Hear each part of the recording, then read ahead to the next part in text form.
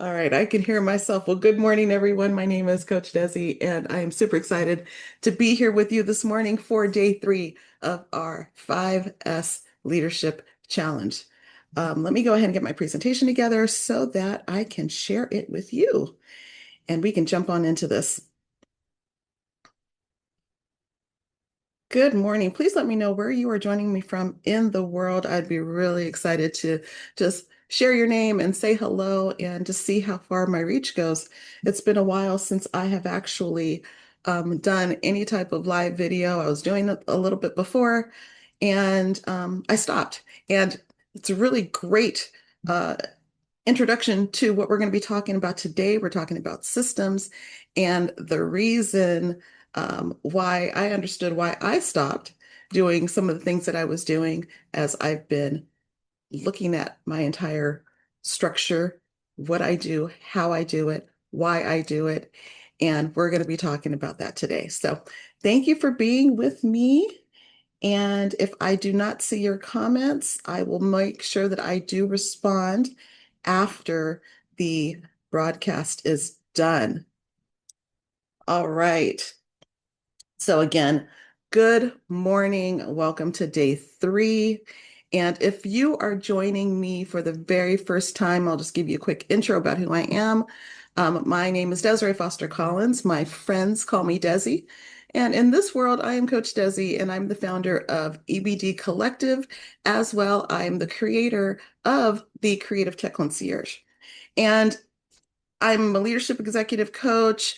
I'm a certified disc consultant, and I've spent the past 2 decades in energy and in leadership development.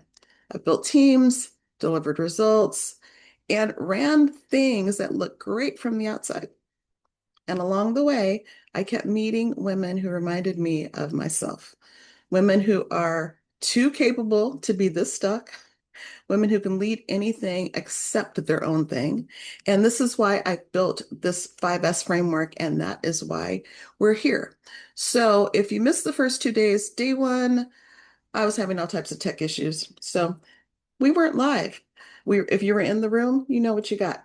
But that was about, day 1 was about spirit, who you are when no one is around. Day 2, which was yesterday, was about stewardship. Where is your best going? And today is systems. And the question is this: what runs when you don't? What runs when you don't? So, yesterday we did the calendar audit, right? We had 3 columns, and I asked you to put things in those 3 columns. Um, maybe you had like maybe 1 or 2 things in your only I can do this column.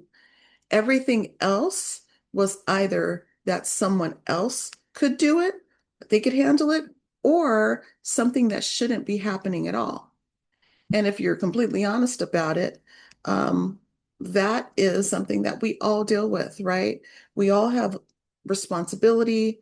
And if you noticed where things were in what columns, and if you did the honest work, it may have stung a little bit. And that's a good thing. That means that you saw something real. But here's the thing: seeing where the leaks are isn't the same thing as fixing it. You can know where your energy is going and you can still not change it because you don't have anything in place to catch that work that you have let go of. So that is what systems is about. It's not about more tools. It's not about using more apps. It's not about making things more complex than they need to be. A system is an answer to one simple question: how does this work when I'm not personally managing it? How does this work when I am not personally managing it? If you cannot find an answer for that core function of your business or in your leading of people, in your department, your teams, You don't have a system. You have a dependency. And guess who that dependency is? It's you. It's you. So before we go any further, I need to name something because there's a reason a lot of women resist this pillar. Now we're going to talk about building what carries the weight. Okay. So truth number one, the leader as a bottleneck problem. If I could simplify this, basically what this is systems are not cold. Systems are freedom. When every decision runs through you, you become the ceiling of your own organization. You can only rise to your leadership lid. If we had a scoreboard of 1 to 10 and your leadership lid is at a 4, everything that you are responsible for, everyone that you are responsible to, the dream, the goal, the aspiration, whatever that thing is, it can only rise to the level of your lid. And you become the ceiling, you become the bottleneck. And this is the reframe that most of the women in this room, um, I included, need. Systems aren't corporate. If you have a thing against the corporate structure or the coldness of it, listen, when you create systems, it's not that they are corporate. They're not cold, okay? Systems are they're they're they're not a signal that you've lost the human touch in the work that you do either. Systems are what happen when you stop holding everything personally and let structure carry the weight. Now, I mentioned corporate, I mentioned in your own business, but this could be in your home, this could be in your ministry, anywhere where you become the access for all decisions. You're the ceiling, you're the lid. There's no more capacity that can happen. Okay. So when you hold everything, you're not allowing the structure to carry the weight of what's been created. So I know the resistance from that. Okay. It sounds like, but my clients need my personal touch, or, my business is too small for systems. It's just me.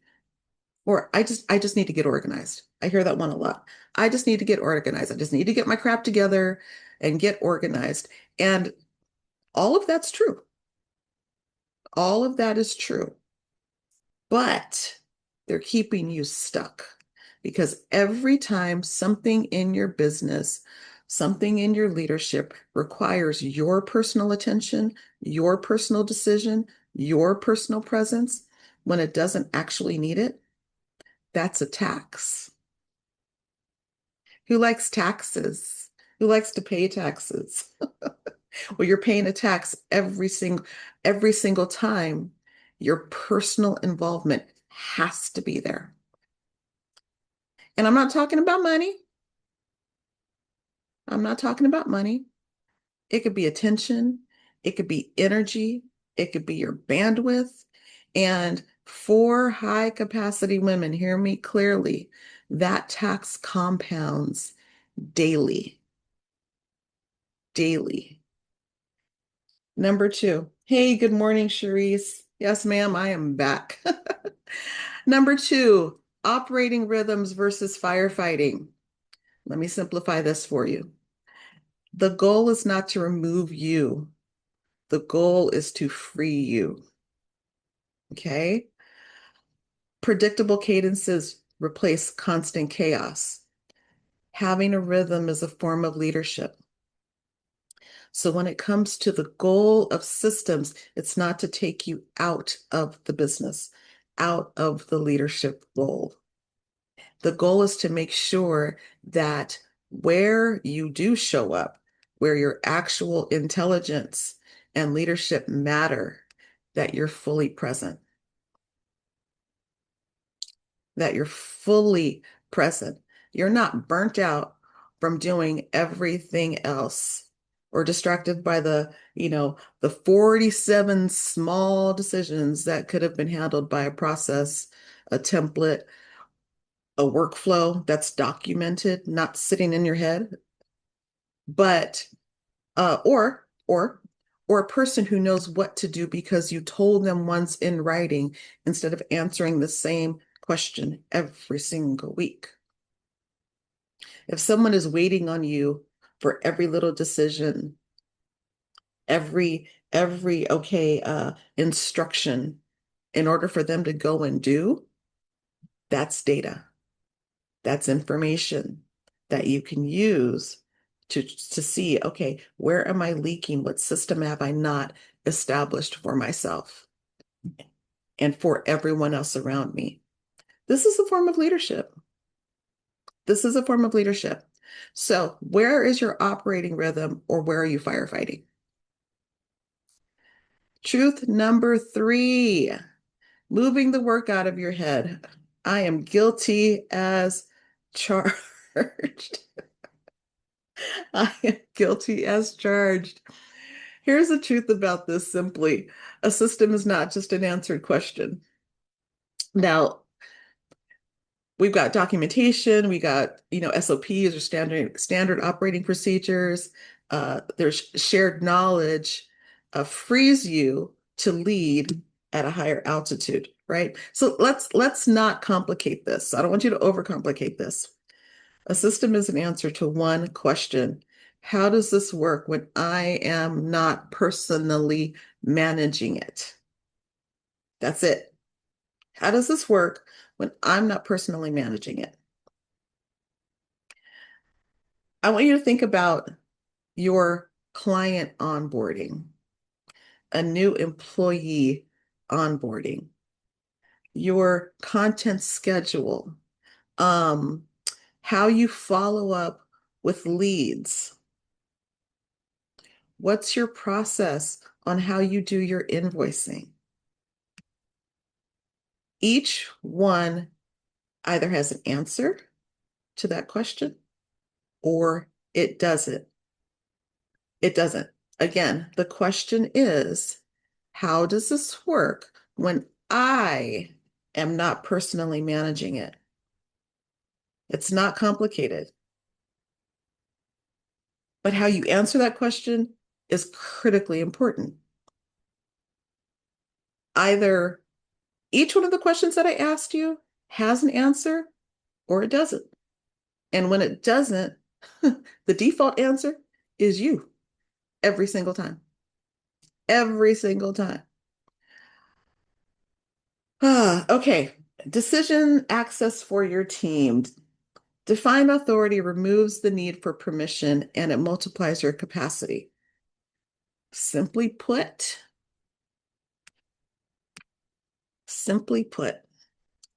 if the process lives in your head, it is not a system. It's a dependency.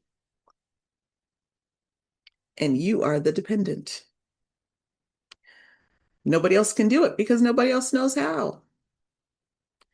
If you are a solo entrepreneur, if you're new, if you are transitioning from corporate into your own thing, or maybe you've been doing this for a while and you know how you want to do it up here.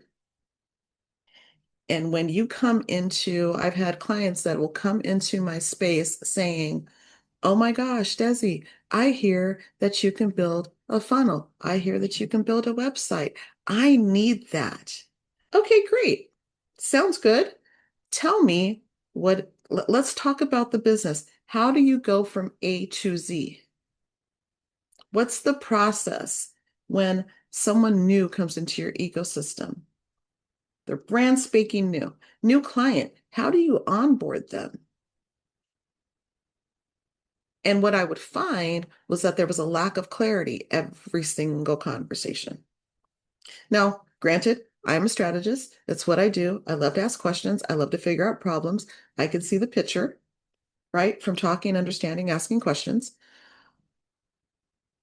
But they came to me because they wanted a funnel or a website built or what have you.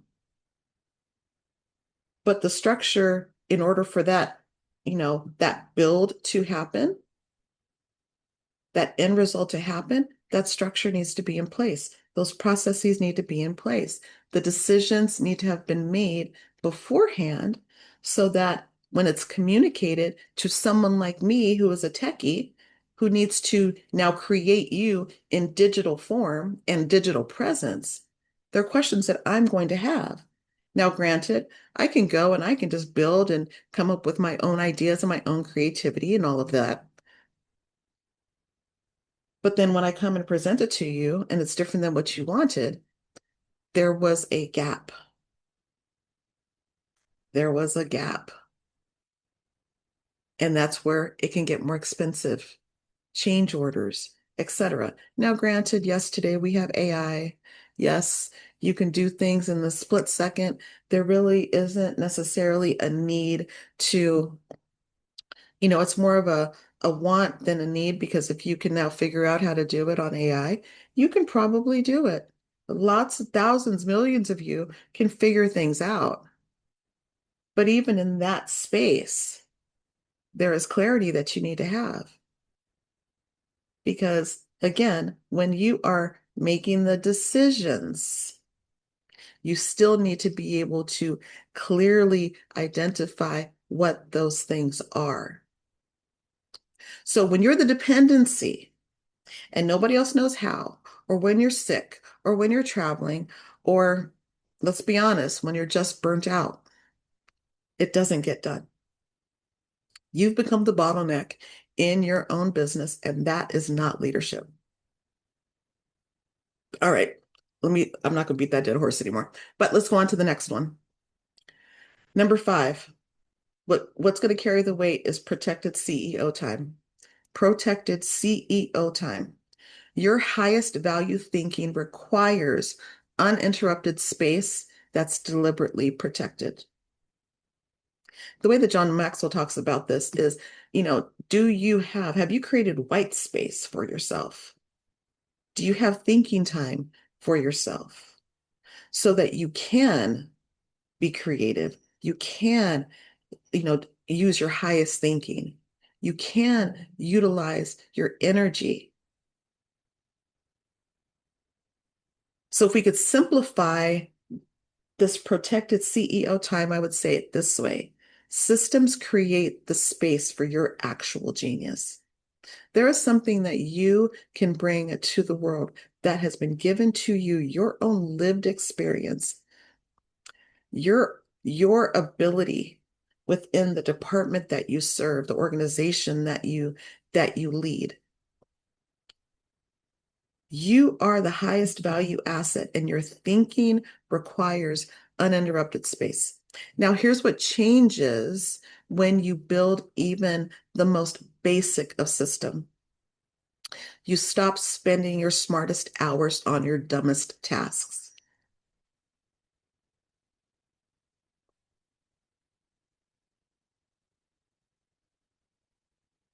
Yeah, that one hurt my feelings too. You stop spending your hours, your smartest hours, on your dumbest tasks. You stop answering the same questions every single time. You stop reinventing the same process every single time.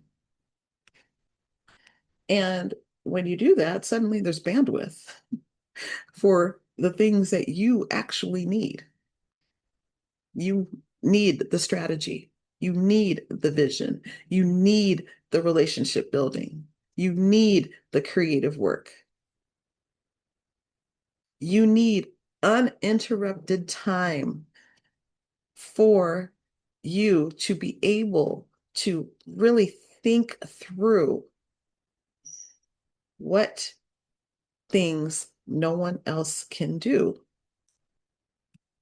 When you have systems in place, they don't replace your genius, they protect it. All right, I'm going to go on a rant here just for a second. AI is here to stay. Let's be clear. From the youngest to the oldest person, they will have some sort of interaction with AI. We do it every single day. Every single day. There's some sort of action, whether you know it or not. There's some sort of interaction with AI. Um, but let me tell you something. If you're utilizing AI to replace your thinking and thinking that that is going to help solve your problems, it can help with the tasks. I'll say it like this. Let me just keep it just really positive. Utilize it for the tasks that don't require your brilliance, your strategic thinking, your creativity. Leverage it for those things. But you are the supercomputer, my friends. I will say it like this, and if I'm a woman of faith, so I'm not going to put any type of a disclaimer out there. I'm just going to say it just like it is. God didn't have time to make any junk. When He created you perfectly. All of your intelligence, everything about you was created by excellent design. And if you are giving away your power to a man-made tool to do your thinking for you, that's a problem. That's a problem. And it's a problem that you are required to solve. No one else can solve that problem but you. And if you structure your system properly and how you think about how you go about things, you need to protect your highest value thinking. You can leverage AI to protect the time, energy, attention, creativity that you need for your highest value thinking. Systems do not replace your genius, they protect it. All right, so let's get into the the three women.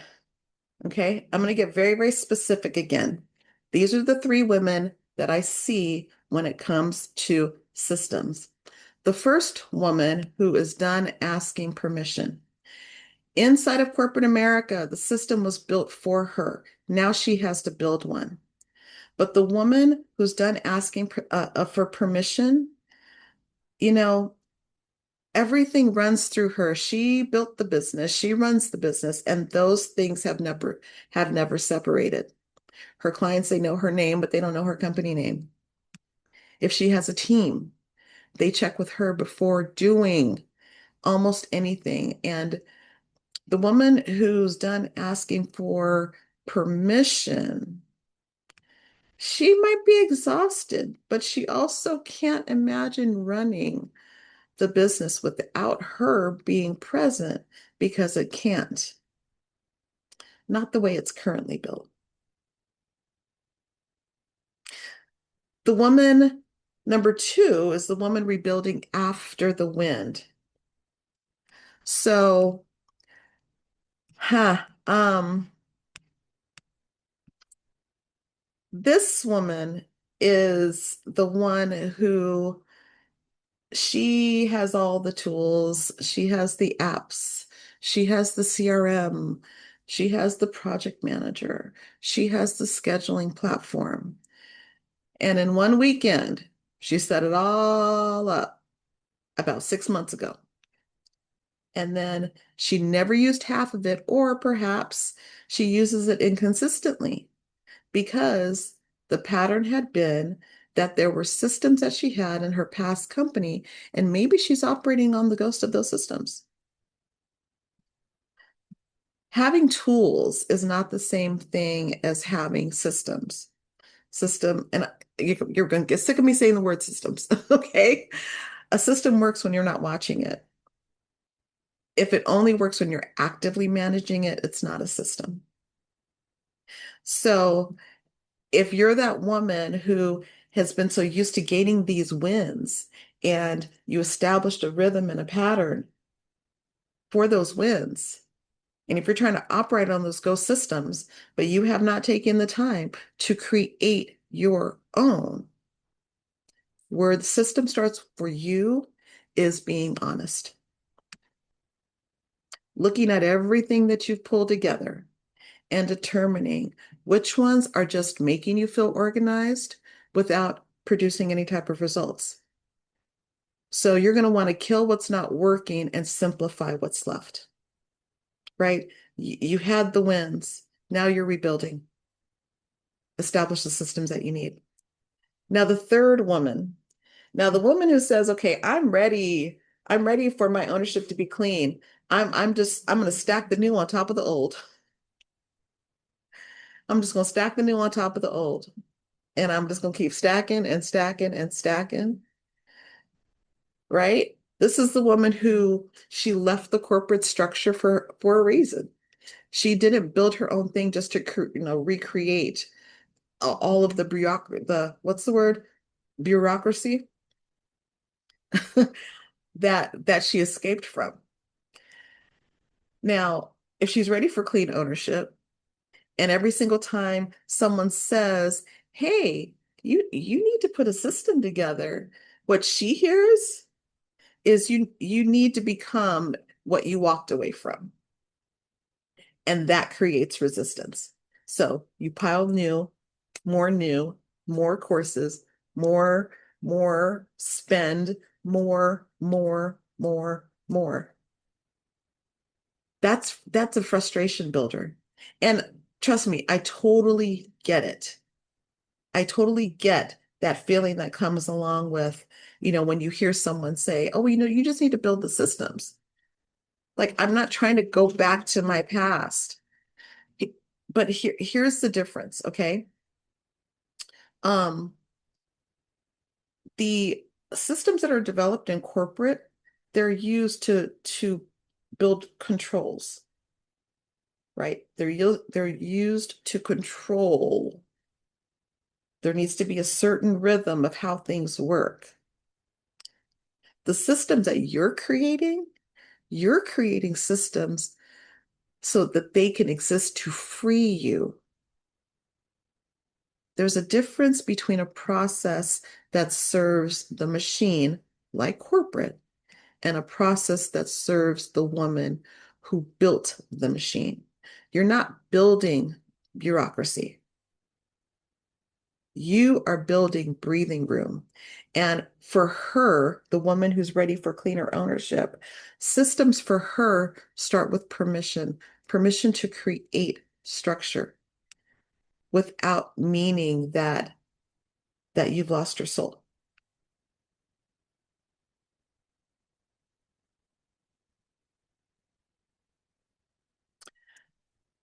I love this quote. Peter Drucker said, "Efficiency is doing things right. Effectiveness is doing the right things." That's the whole systems conversation. You can be efficient all day long, but if you're efficiently doing the wrong things or efficiently doing things that don't need you, you're stuck. You're still stuck. Systems are about effectiveness, making sure that things that are the right things happen the right way, whether you're the one doing them or not.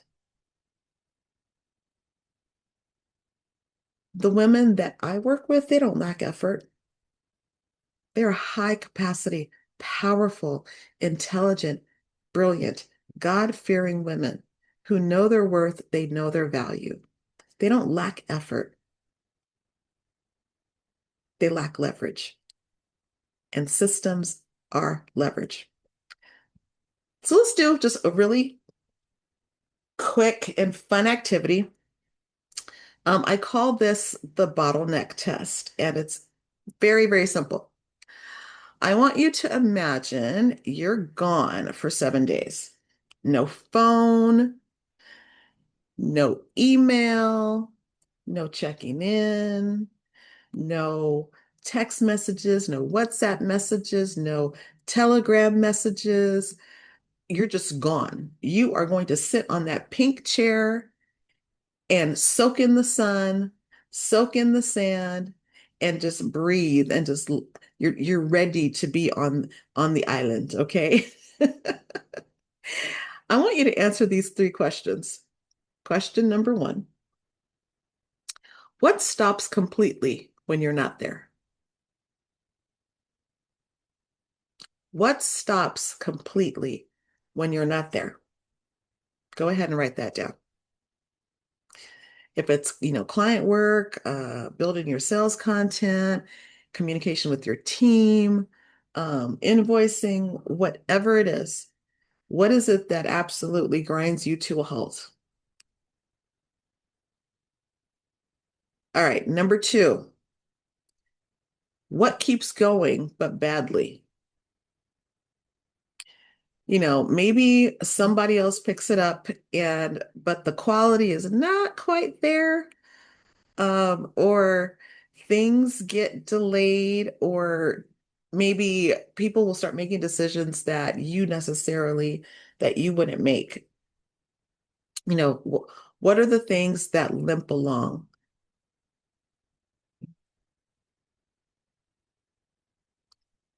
Question number three, what keeps going just fine without you?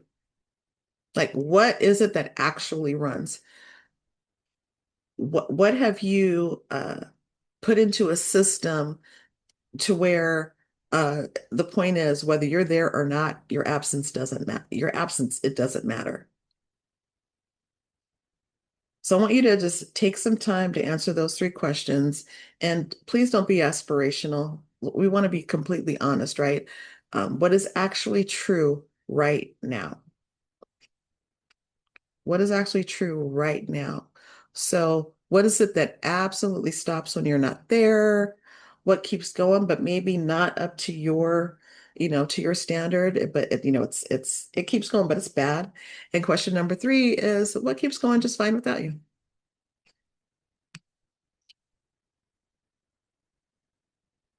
Here's what I want you to notice. The things that stop completely, that's where your highest priority system builds. The reason I say that is because it's not that they're the most important work, but because those things that stop completely, they represent total dependency on you. And that dependency is a risk. That dependency is a risk. So I'm not saying you don't have to fix them all this week. I just want you to pick one thing, the one thing that costs you your most energy or it creates the most bottleneck, and ask yourself, what would it take for this to run without me? Not perfectly, it just needs to run without me. That is your system. That's your system move that you need to make. It's just one thing, and it answers to the question, how does this work when I'm not managing it?